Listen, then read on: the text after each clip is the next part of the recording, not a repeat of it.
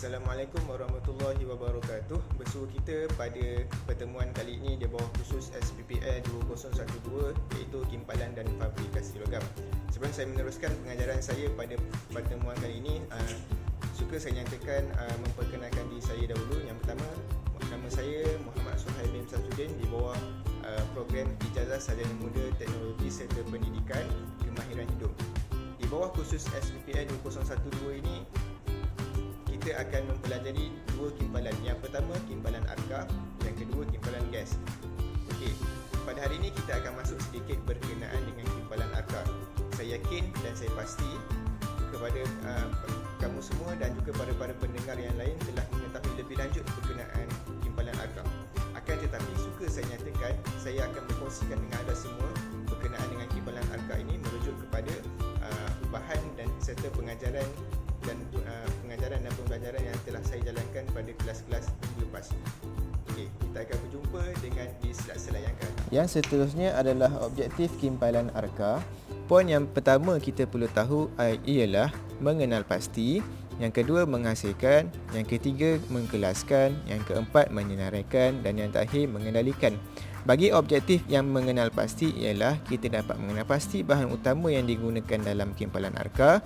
Yang kedua, kita dapat menghasilkan kimpalan arka yang baik berserta teknik dan kaedah yang betul. Kita dapat mengkelaskan hasil kimpalan arka yang baik atau sebaliknya. Kita dapat menyenaraikan tujuan utama pemakaian alat pelindung badan.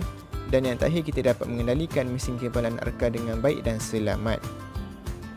Sebelum kita pergi pada langkah-langkah kerja, kita juga perlu melihat alatan tangan yang hendak digunakan semasa proses kimpalan dijalankan.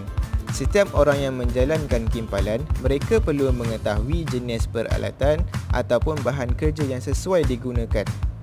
Tanpa ada bahan kerja dan peralatan, berkemungkinan kita tidak akan dapat menyelesaikan kimpalan tersebut ataupun hasil kimpalan yang dijalankan kurang memuaskan.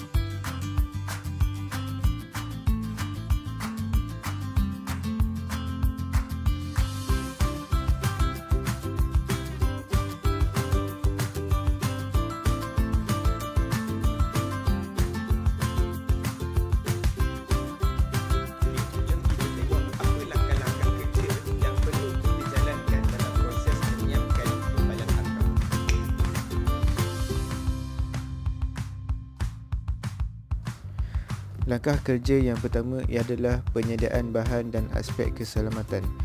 Apa yang perlu kita lakukan di peringkat awal ini adalah kita perlu menyiapkan diri kita dengan pemakaian alat pelindung diri dengan betul.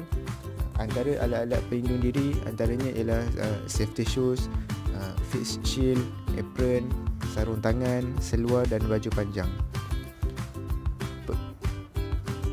Aspek keselamatan ini adalah yang paling utama yang perlu kita ambil berat, oleh kerana kita nak menjalankan kerja-kerja yang mendatangkan risiko.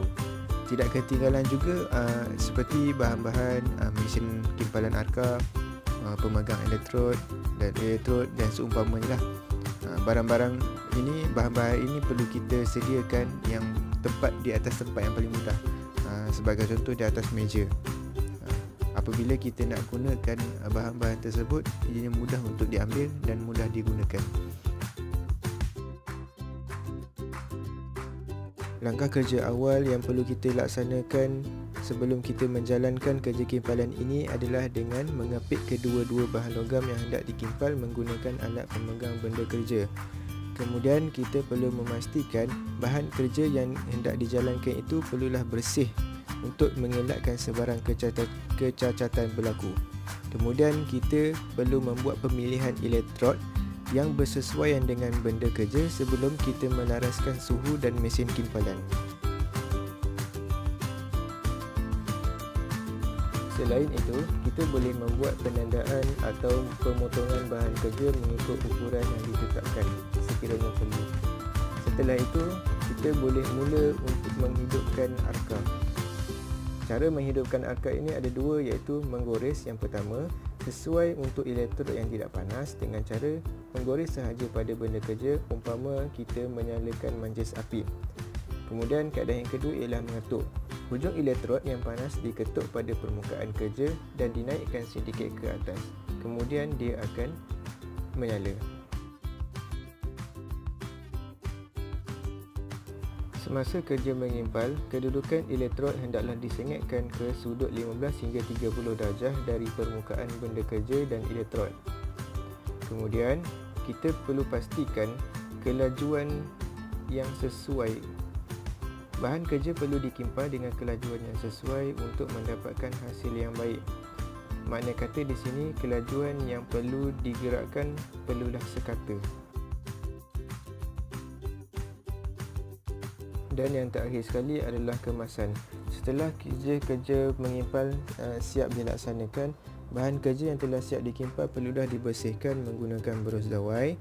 Kemudian bahan kerja yang telah disiap juga boleh diuji dan dinilai. Sekiranya terdapat kecacatan atau sebaliknya, maka kita perlu menjalankan pembaikan semula.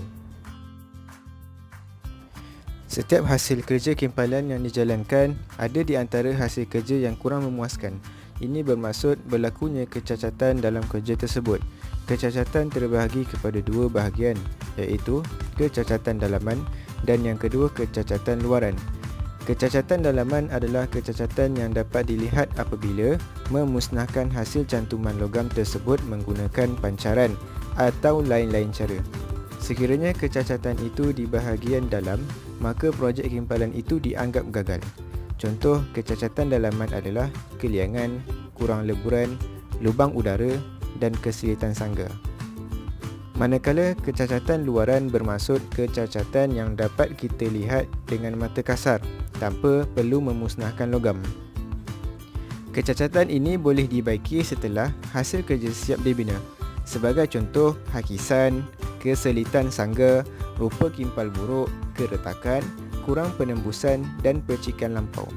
Setiap hasil kerja yang telah siap dijalankan, ianya perlu diuji dengan cara ujian musnah dan ujian tanpa musnah.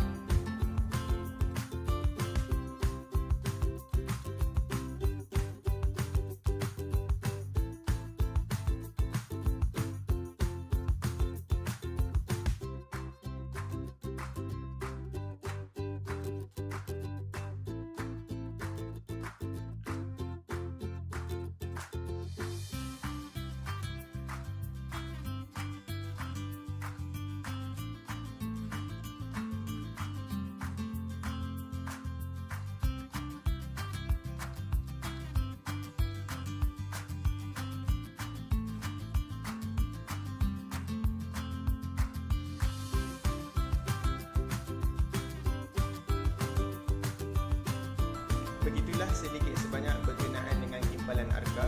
Kita dah tahu berkenaan dengan pengenalan kimpalan arka, objektif dia, kemudian bahan-bahan yang diperlukan dalam kimpalan arka. Kemudian yang paling penting sekali adalah dengan langkah-langkah kerja yang perlu kita jalankan, daripada persediaan atas meja sampailah yang terakhir adalah bahagian kemasan. Kita dah tahu semua. InsyaAllah kita akan bersua lagi di bawah subtopik iaitu kimpalan gas pada video akan datang. Saya harap video saya pada kali ini memberi manfaat kepada semua. Assalamualaikum warahmatullahi wabarakatuh.